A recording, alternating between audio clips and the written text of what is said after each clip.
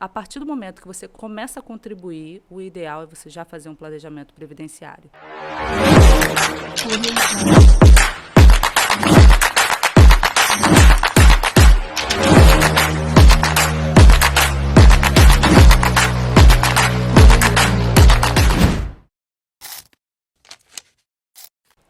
Olá, sejam bem-vindos ao podcast Pod dos Experts, o podcast que te conecta com os maiores experts do Brasil e do mundo. Ela é a doutora Francine Pacheco, advogada e uma voice expert em planejamento previdenciário. Atua no escritório Pacheco e Figueiredo Advogados, na construção de estratégias seguras e personalizadas para a aposentadoria. Doutora Francine, seja muito bem-vinda ao Pod dos Experts. E eu já queria começar perguntando como é que foi a escolha dessa especialidade. Por que você se sente motivada na sua vida para trabalhar com esse tema, que é um tema tão sensível, né? Um tema onde você cuida aí do direito das pessoas quando elas estão no momento mais, digamos, delicado da vida delas. Conta pra gente como é que foi essa tua trajetória. Você tocou num ponto bem importante, cuidar de pessoas. O direito previdenciário, quando eu escolhi, foi realmente essa questão de cuidar de pessoas. É ver que, no momento da aposentadoria, muitas pessoas não têm orientação. Então, ela fica perdida, ela muitas das vezes perde seus direitos, ela não se programa, porque eu não tenho o hábito, né? Nós não fomos educados a nos programar para a nossa velhice, para a nossa aposentadoria.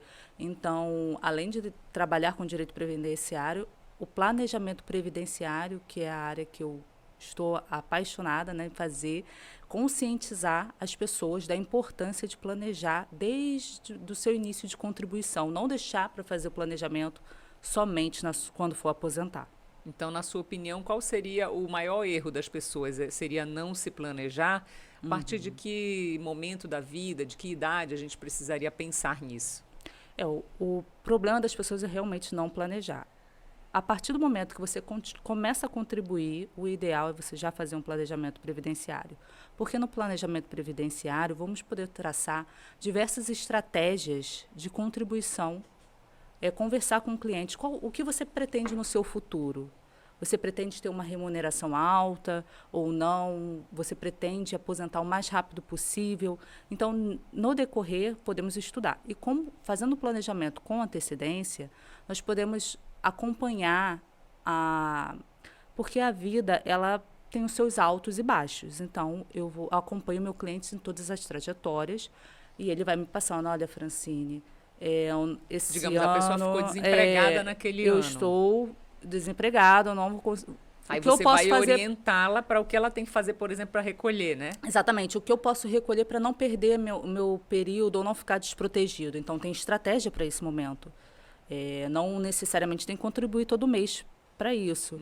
Então, traçamos estratégias que ele consiga pagar, não prejudicar financeiramente, Sim, e ficar ainda protegido no INSS. Continuar mantendo ali a sua contribuição da forma mais estratégica, vamos dizer assim, né?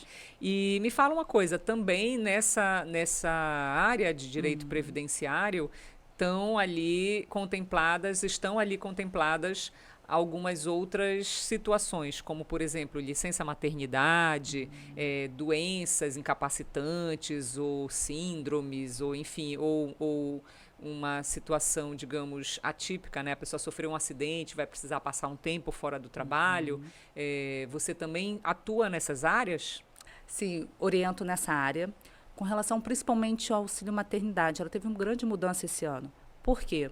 Antigamente, quando você era uma trabalhadora com carteira assinada, você não tinha tempo de carência. Mas a contribuinte individual e facultativa, sim, tinha um tempo de carência. E hoje não. A lei mudou, trazendo grandes benefícios, não precisa. A gestante ela só precisa estar com contribuição em dia ou na qualidade segurada, que nós chamamos de período de graça, que a pessoa contribui e ainda fica um período, dependendo, 6 meses a 12 meses, 24 meses, depende do tempo de contribuição da gestante. Mas hoje em dia não. Facultativo. ou contribuinte individual, apenas com a contribuição em dia, independente da quantidade, ela já tem o direito ao auxílio maternidade. E se ela for MEI? Também. Ela já tem o direito à licença maternidade normalmente. Não precisa comprovar nada, só ter o MEI dela. O MEI e a contribuição em dia. Aquela contribuição que paga mensalmente, né? Que é o DAS, né? Isso. Tá. E existe um prazo máximo para solicitar, assim, depois... vamos supor que a pessoa não saiba que ela tinha esse direito e ela passou a gravidez sem saber que ela tinha o direito e, de repente, ela teve o neném. Existe um prazo para ela ainda conseguir requerer e receber esse benefício? A sua pergunta foi muito boa, porque ocorreu recentemente realmente pedidos indeferidos, porque o INSS entendia que teria que ter o tempo de carência. Porém, como agora essa carência ela não existe mais, então pode sim a gestante requerer, porque tem um tempo, né, de prescrição de 5 anos, então esse período ele ainda pode procurar um advogado para que possa entender o tempo de contribuição, se ela ainda estava no direito para solicitar, e futuramente ou fazer um requerimento administrativo ou judicial. Então são 5 anos. 5 anos que prescreve. Isso. Desde o momento em que ela engravidou? Ou desde o momento em que ela teve o filho? Do fato gerador, no caso, o nascimento da criança ou adoção.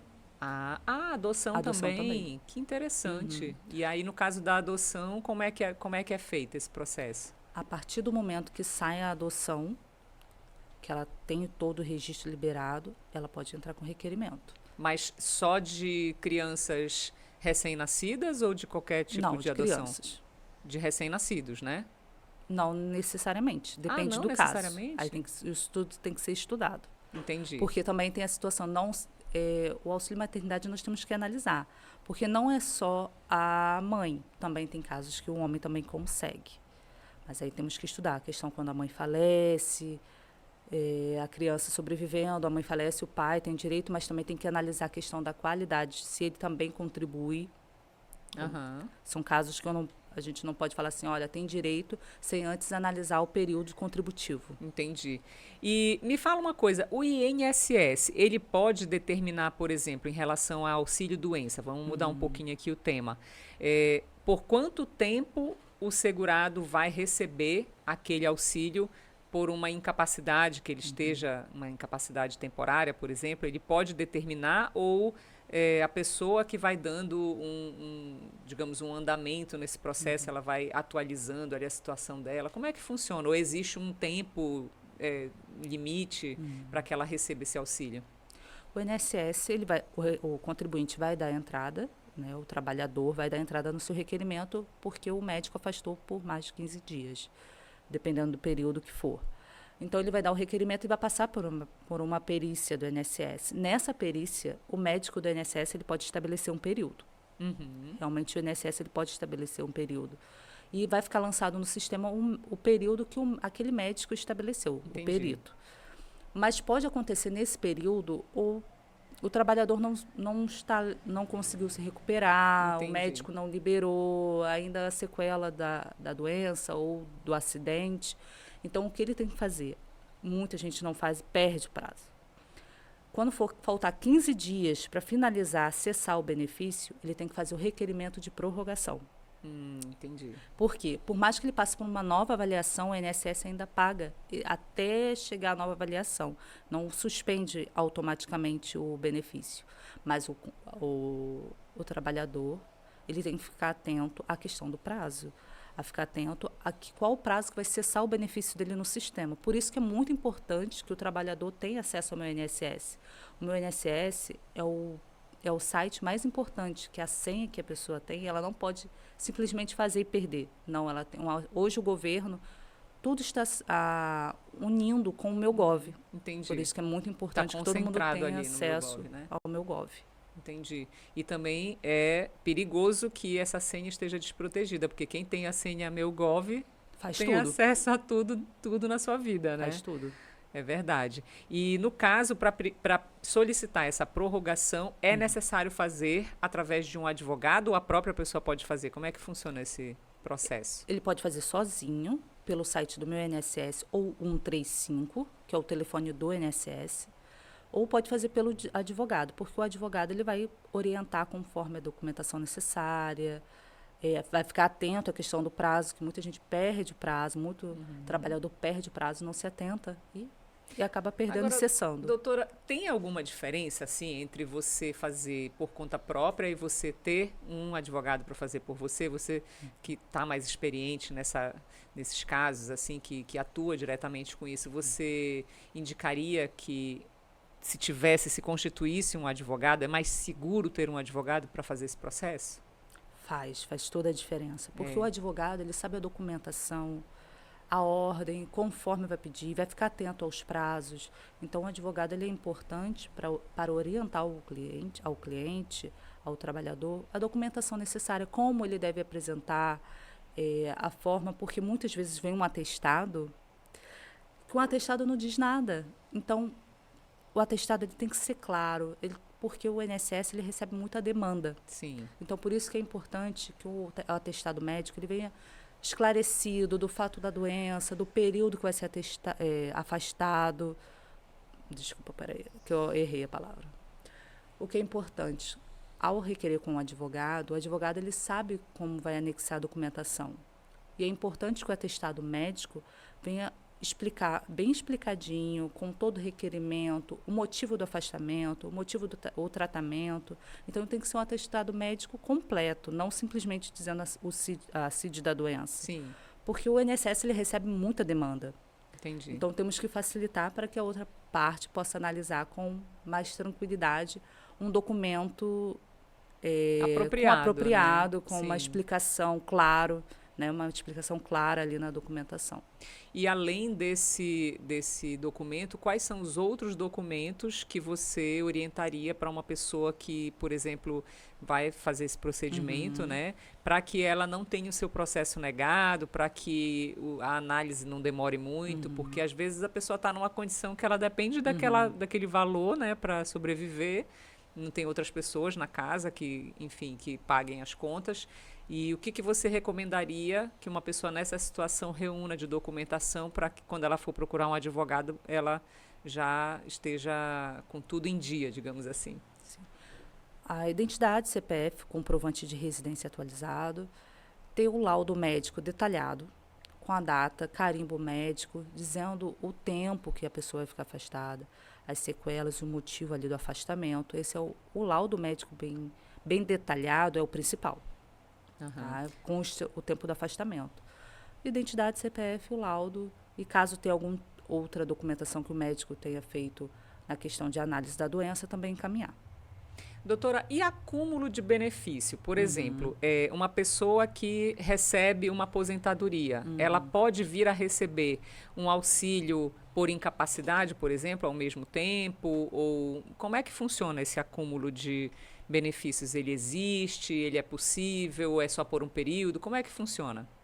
Com relação ao aposentado, não. Apesar do aposentado contribuir para o INSS e recolher FGTS, ele não pode acumular aposentadoria com auxílio incapacidade. Sim. Atualmente não dá. Só se for antes de 97. Se a doença for antes de 97, ainda tem um período ali que admite. Porém, fora esse prazo, não pode acumular. Mas se for um outro tipo de situação, digamos, uma pessoa que tem autismo ou que tem uma hérnia de disco, a senhora saberia me dizer se ela poderia acumular dois tipos de benefício? Dentro desse sistema, é possível acumular dois benefícios em outras circunstâncias? Aposentadoria, não. Não, falo em outras circunstâncias, né? Daria para acumular a pensão com aposentadoria, a não ser se for uma aposentadoria em regime próprio.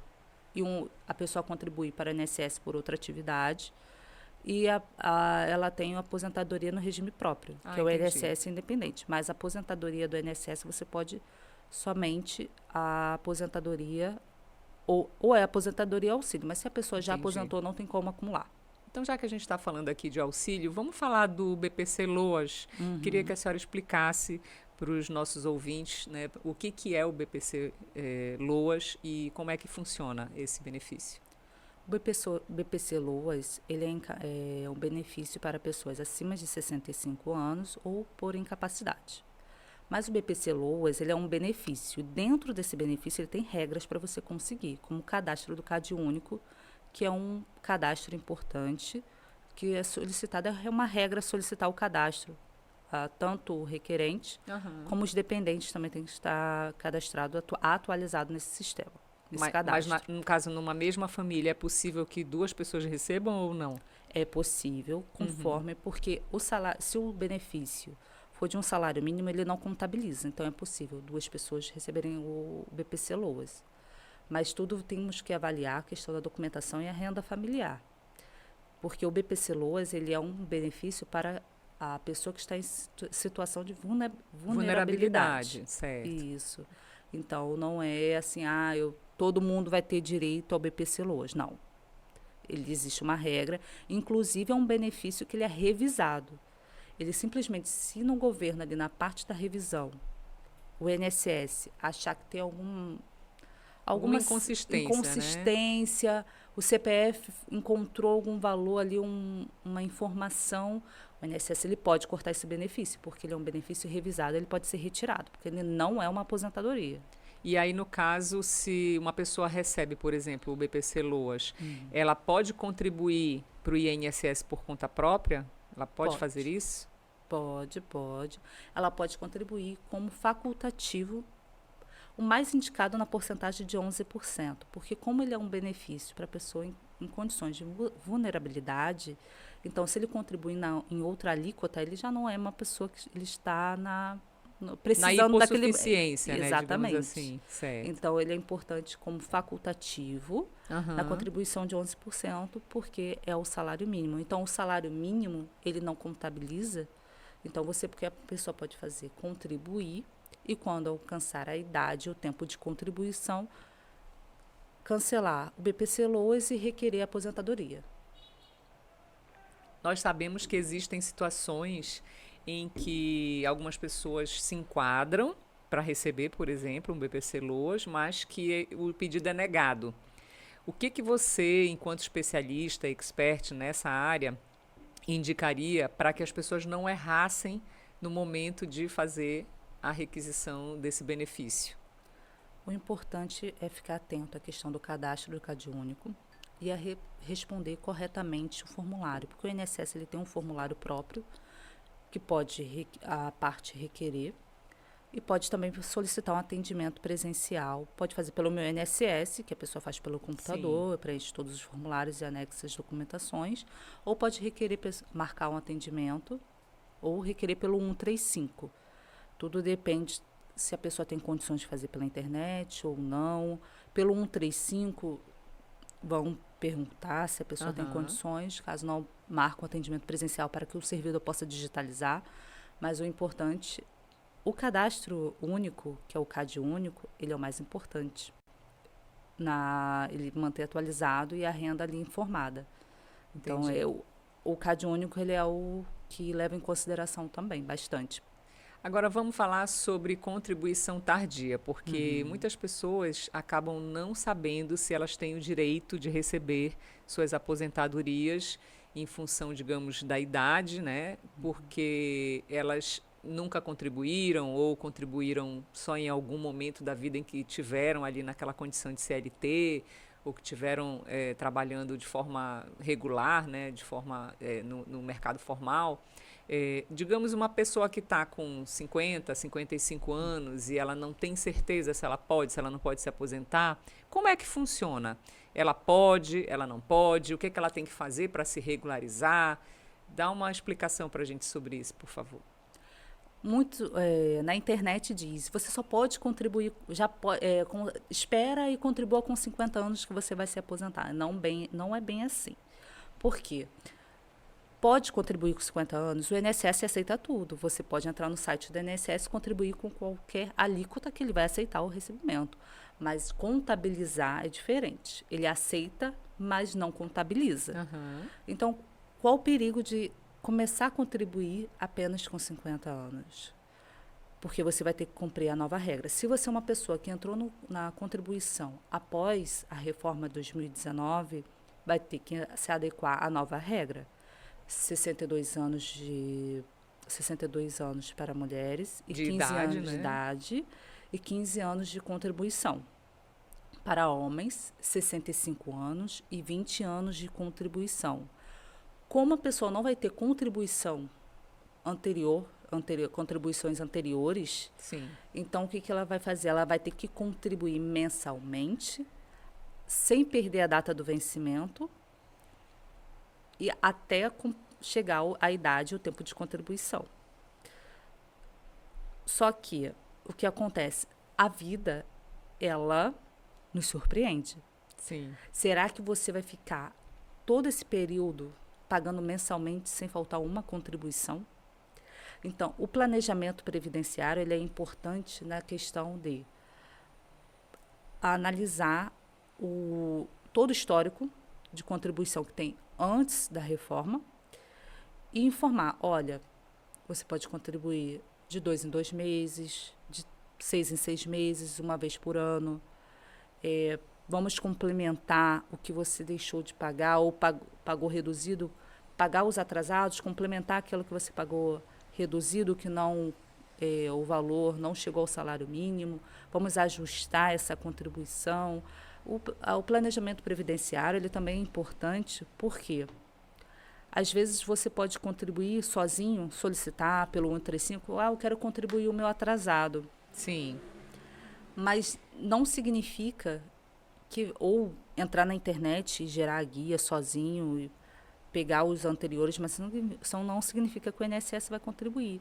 Porque se você não tem aquele registro de contribuição como contribuinte individual, e a pessoa coloca o código de contribuinte individual e paga aquele montante tudo de uma vez só para contar o tempo, o INSS ele pode requerer provas daquele período que ele disse que trabalhou como contribuinte individual, porque dá a entender que é uma fraude. Você nunca contribuiu, quando chegou perto da aposentadoria, você quer contribuir com aquele atrasado para contar o tempo, seria muito fácil. Então, o INSS ele pode pedir, sim, provas daquele período para saber se, de fato, a pessoa exerceu a atividade ou não. É por isso que é tão importante, né, ter um advogado, né, uma advogada para conduzir todo esse processo, para aconselhar, para orientar qual é a melhor decisão, qual é o melhor caminho, porque são muitos detalhes, né, doutora, nesses processos. São coisas que, às vezes, tá tudo certinho, mas tem uma informação lá, como você falou, que pode sugerir que isso não, que é uma fraude, né, ou que pode, às vezes, entrar numa controvérsia. Então, realmente, como se trata de algo muito delicado, acontece, por exemplo, de a pessoa dar entrada e aí ser negado, e aí ela tem um tempo assim para ela voltar a requerer, ela pode voltar a requerer, em quanto tempo, né? Como é esse prazo? A pessoa pode fazer o requerimento, ser negado, ela esperar outro momento e solicitar novamente. Se esse requerimento for negado por algum erro do INSS, ela ainda tem um prazo do recurso que ela pode orientar. Por isso, um advogado é importante para analisar e ver se aquele período foi contabilizado ou não, se foi erro do INSS, ou se a pessoa vai ter que contribuir ou trabalhar mais tempo, ou complementar, mas nada impede. Ela faz o requerimento, nega, continua contribuindo um período, faz um novo requerimento, isso não tem problema. O advogado analisa, muito desses casos, na primeira vez que a pessoa solicita, é analisar, porque pode fazer um recurso administrativo para não perder o tempo da data de entrada, porque o cálculo vai ser baseado pela data da entrada. Porque se ela fizer um novo requerimento, aquela data da entrada ali, ela vai ser cancelada e vai contar a partir do novo requerimento. Entendi. E assim, qual é o seu aconselhamento, qual é a sua orientação em relação ao planejamento previdenciário? A partir de que idade a gente precisa começar a se preocupar com isso? E que documentos a gente precisa fazer? E também eu queria saber, assim, digamos, eu comecei a trabalhar ali com 20 anos, mas teve alguns períodos que eu não trabalhei. Eu posso pagar esses períodos que eu não trabalhei, pagar como contribuinte individual, digamos assim, né? Então, são duas perguntas, na verdade, Sim. né? Qual é a idade que eu tenho que me preocupar e quando ocorre esses lapsos, né? Quando ocorrem esses intervalos ali entre um trabalho e outro, se eu consigo preencher essas lacunas. A idade, a partir do momento, o jovem aprendiz recebendo salário, ele já contribui. Então, a pessoa pode também contribuir como facultativo. Conta. Jovem aprendiz conta sim. E pode também contribuir como facultativo jovem, a partir de 16 anos. Ele pode contribuir como facultativo. Porque se ele não tem um trabalho, ele pode contribuir como facultativo, porque não vai dar nenhum conflito com relação a imposto de renda. Porque ele não tem uma atividade, ele está contribuindo pensando no futuro. A idade, eu sempre indico o mais rápido possível, o mais cedo possível que a pessoa puder. Porque vai impactar na remuneração da aposentadoria. Então, a renda inicial a renda inicial vai ser impactada, porque ela calcula o período. Então, esse valor de contribuição vai impactar numa futura aposentadoria. Tirando a pessoa que já contribui com o mínimo. Quem contribui com o salário mínimo vai aposentar com o salário mínimo, não tem para onde fugir. Entendi. Então, é sempre importante que a pessoa contribua o mais cedo possível e faça o planejamento. Porque no planejamento nós vamos orientar. Primeiro a gente pergunta o que a pessoa pretende do futuro. É uma remuneração alta? É aposentar o mais rápido possível? Então, vamos fazer o estudo com base na intenção que a pessoa tem da sua futura aposentadoria. Entendi. E aí, no caso, se você, digamos, trabalha, aí eu trabalhei 8 anos em uma empresa, só que eu fiquei 2, 3 anos trabalhando como autônoma ou fazendo eventuais trabalhos, né? Como é que eu faço com esses 3 anos que eu fiquei ali sem contribuir formalmente? Mas trabalhou como autônoma? Como autônoma. Se tem alguma... Sem MEI. Sem MEI, não tem problema. Mas se tem alguma prova, um recibo com clientes... Isso a pessoa guarda, contribui, guarda, porque pode contribuir esse período de atrasado. Caso o INSS faça algum requerimento, ela tem essa prova para apresentar. Não, eu trabalhei de forma informal, mas eu tenho aqui a contribuição para mostrar que eu trabalhei, os recibos emitidos, eu só não contribuí no período. Mas no caso dela não ter esse, digamos, eu estou agora com 51 anos e me lembro que houve períodos na minha vida em que eu não trabalhei formalmente e também não tenho mais esses recibos porque faz muito tempo, né? Aí como que seria nesses casos? Pode acontecer do INSS não reconhecer. Então, o planejamento no cálculo nós vamos aconselhar, não vale a pena você contribuir porque vai ser um dinheiro que você vai gastar X valor e o INSS você vai ficar no risco. Você quer correr o risco? A gente pergunta para o cliente, quer correr o risco? A possibilidade muito maior do INSS não reconhecer o período do que reconhecer. Mas você quer correr o risco e quer recolher para ver o que vai acontecer desse resultado. Mas, geralmente, nós orientamos a não recolher, dependendo do quanto ela vai investir nesse valor, e trabalhar 1 ou 2 anos contribuindo da forma certa. Na sua opinião, o que é mais vantajoso hoje? É você aposentar por idade ou por tempo de serviço? É difícil informar assim, sem fazer o estudo. Depende da contribuição da pessoa. Cada caso é um caso. Cada caso é um caso.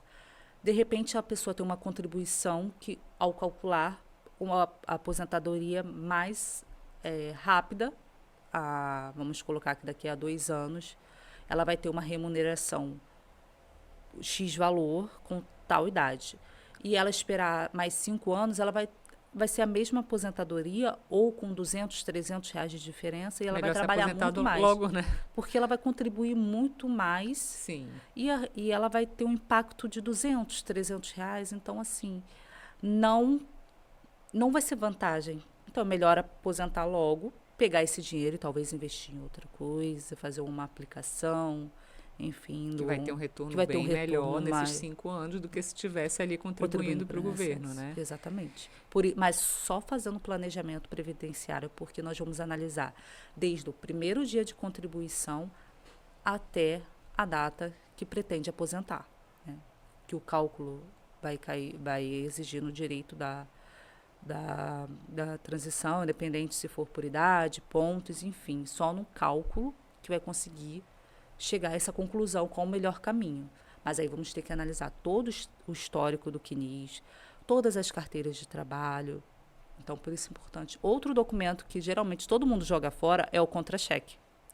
Todo mundo pega o contra-cheque e joga fora. É verdade. É importante. Porque se existe, às vezes a empresa, ela não recolhe o valor exato que paga de salário e informa o valor inferior. Como que você vai provar para o INSS que o seu salário era maior e a empresa recolheu errado se você não tem mais nenhuma prova?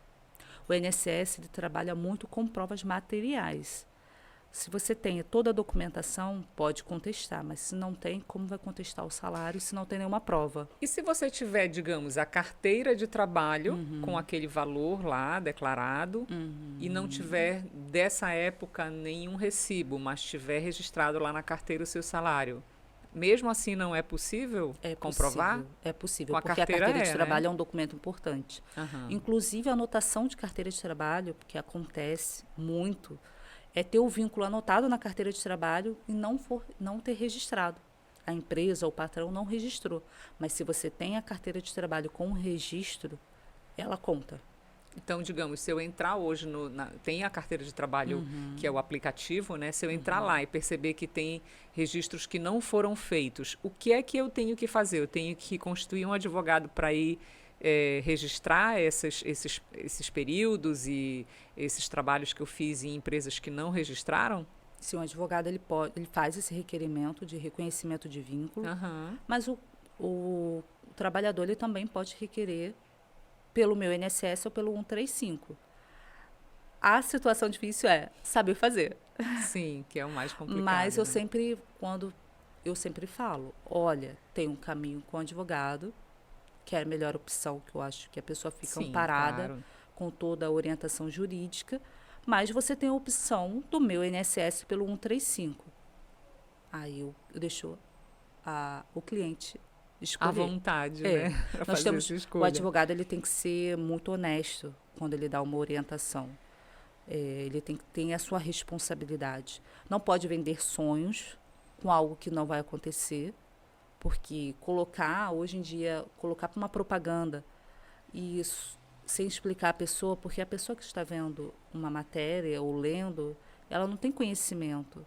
Então, você cria uma expectativa na pessoa e quando ela faz o requerimento, muitas vezes sozinha, vê que não é isso, e quando vai buscar uma orientação de um profissional que vai analisar todo o período, vê que a informação ela entendeu errado, porque a informação passada não foi uma informação completa. Sim. E cria uma expectativa e a pessoa fica decepcionada, achando que o INSS não é vantajoso, que não precisa do INSS, sendo que eu sempre aconselho, por mais que a aposentadoria não chegue no valor que você sonha, que você quer, o INSS ele é importante, porque tem os benefícios não programáveis. Se você tem filho, ninguém quer falecer, mas isso pode acontecer. Sim, claro. Então, você precisa estar contribuindo, estar na qualidade de segurado, para que possa esse benefício ser passado para a sua esposa, para o seu filho, enfim, o seu cônjuge. Então, é importante. É pouco, o valor é muito pouco do INSS, mas nessas horas, qualquer valor vale muito. É verdade. Porque é a hora que a pessoa mais precisa. Então, programar também essas situações é algo que nós temos que falar, porque ninguém fala sobre a morte. Sim, é um tabu, né? É. Tá, então agora vamos falar sobre a doutora Francine Pacheco como pessoa. Eu quero ouvir um pouco da tua história, quero saber como é que foi você... todo mundo já está notando esse sotaque carioca aí, fluminense, né?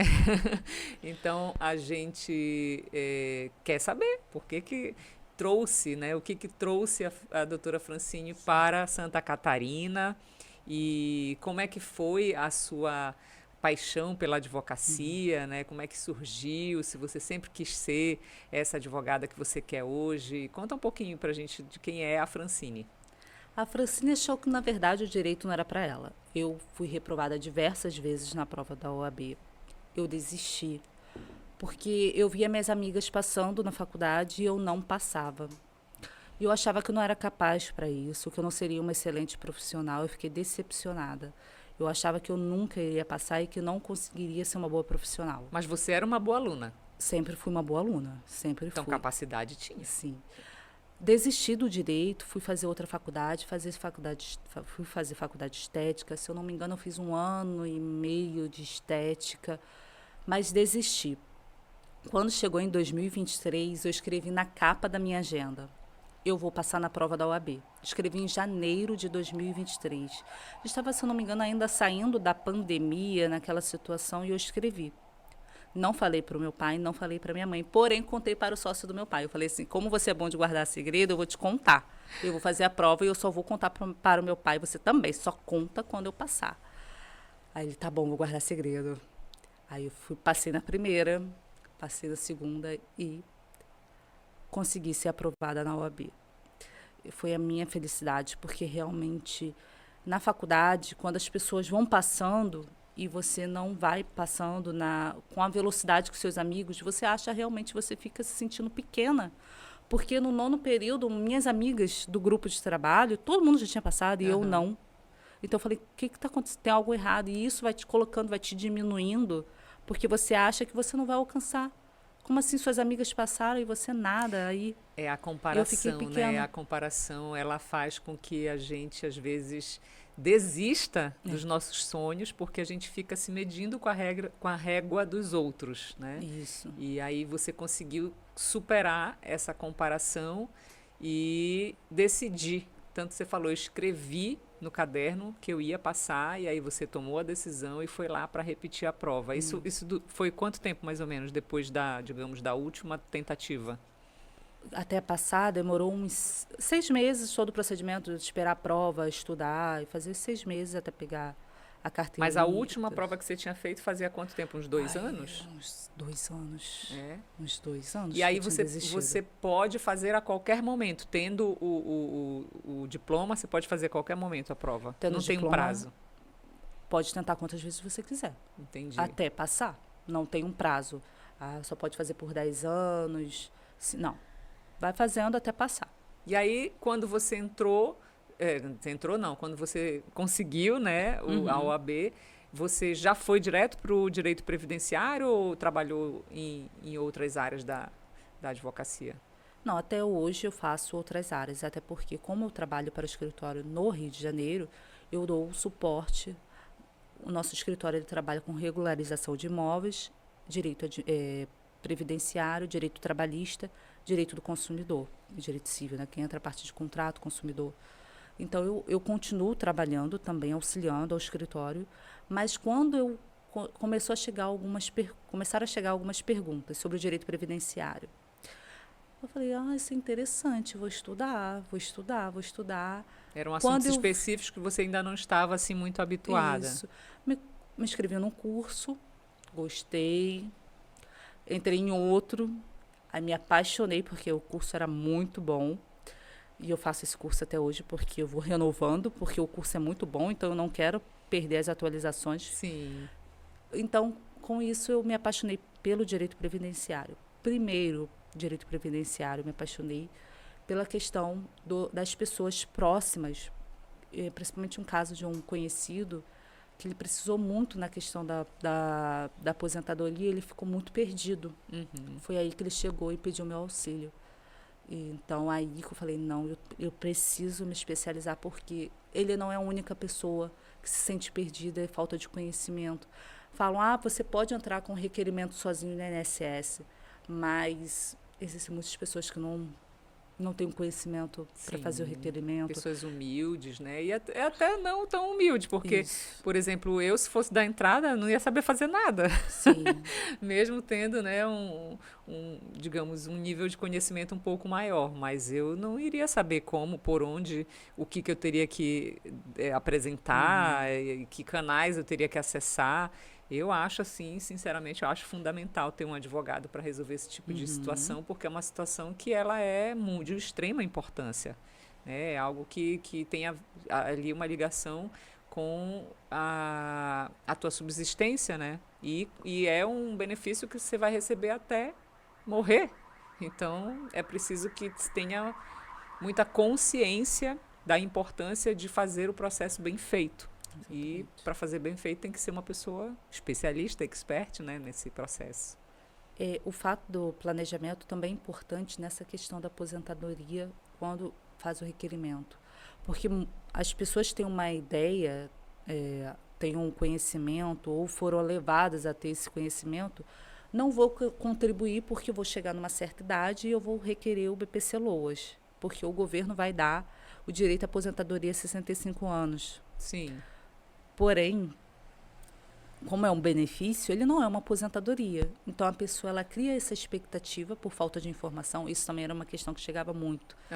Vou requerer o BPC-Loas, que vou me aposentar. Não, o BPC-Loas é um benefício, então, portanto, que ele não deixa pensão. O BPC-Loas não dá 13º. Ele pode ser revisado e retirado a qualquer momento. Deve ser um valor menor também, né? É um salário mínimo. É um salário mínimo. Porém, o ideal é contribuir pela questão do 13º. É um dinheiro a mais que cai todo ano. Faz muita diferença. Faz a diferença. Então, quando começaram a chegar essas questões, foi aí que eu cheguei e falei assim, nossa, eu preciso levar conhecimento. E eu tenho muita timidez para falar. Estou vencendo isso aos poucos. Graças a Deus, estou sendo bem amparada. Então, quando eu comecei a publicar o vídeo, geralmente eu faço o vídeo com base nas dúvidas dos clientes. Sim. Então, o quanto eu não tinha noção que a internet ela tinha um impacto tão grande, muito menos eu, Francine, uma pessoa que achava que o direito nem era para ela, gravando vídeo para a internet. Aí gerou um engajamento, um interesse, né? E vendo que tem pessoas nas minhas redes sociais de lugares que eu nunca imaginei que iria alcançar. Então, isso é muito importante. A internet também me mostrou um caminho que eu achei que eu nunca fosse capaz de chegar. É porque aí você já expande as fronteiras, né? Você, inclusive, não precisa trabalhar só com pessoas da sua cidade. Uma pessoa que esteja em uma cidade totalmente distante da sua, ela pode te contratar para você resolver um problema para ela. E a gente só vai conseguir acessar essas pessoas quando a gente se expuser, né? Quando colocar mesmo a cara ali para se mostrar, né? Para falar do que você é especialista, né? De como você pode impactar e ajudar e transformar a vida das pessoas, porque isso também é uma forma de você semear o bem no mundo, né? Eu acho que esse nicho na advocacia, ele, me corrija se eu estiver errada, mas ele entrou como se fosse um propósito para você? Exatamente. Hoje é um propósito. O direito propósito, previdenciário é um propósito da minha vida. Levar conhecimento, não só fazer dessa área o meu trabalho e ser reconhecida nessa área, é levar conhecimento. Quando eu vou colocar algum vídeo nas minhas redes sociais, diversas que eu tenho, eu sempre me preocupo de passar a informação de forma clara, para que a pessoa entenda realmente o direito dela, não que faça daquilo ali uma propaganda só para que a pessoa venha entre em contato. Não, eu quero que a pessoa tenha conhecimento. Eu quero um vídeo claro, me preocupo muito de transmitir um vídeo claro, de conhecimento, que se a pessoa, vendo o vídeo, já entender um pouco do direito dela, ela já vai começar, olha, nossa, eu tenho direito a isso e eu estou deixando criar uma lá, consciência, né? Uma consciência, sim. Então, os teus vídeos, eles são educativos, eles têm mais essa função do que de captar cliente, né? Mas então, já que está falando sobre isso, aproveite e fale como é que as pessoas podem conhecer o trabalho da doutora Francine Pacheco, qual é o seu Instagram, ou se tem outros perfis em outras redes sociais, que a gente também vai aproveitar e deixar aqui nas legendas para que vocês possam, se não conseguirem entender, né, se tiver que recorrer ali às legendas, nós vamos deixar, mas pode divulgar para a gente, por favor. O Instagram é @Francine_Pacheco_. E o TikTok é @advogada.francine. Bem fácil, né? Então não tenho o que errar. Francine, muito obrigada pela sua participação aqui no Pod dos Experts. Eu te desejo sucesso na sua trajetória e que os seus clientes estejam muito bem amparados e que eles também consigam alcançar os objetivos que eles têm aí com a sua condução, que com certeza é uma das melhores aqui dessa região e também do país. E eu te agradeço pela tua participação e te desejo tudo de melhor nessa vida. Obrigada, muito obrigada pelo convite. Foi maravilhoso participar. Eu gostei muito e que tenhamos outras oportunidades, assim possível. Com certeza. E o podcast de hoje fica por aqui. Esperamos que vocês comentem, curtam e também aproveitem todo esse conhecimento que nós trazemos em todas as edições do Pod dos Experts. Até a próxima!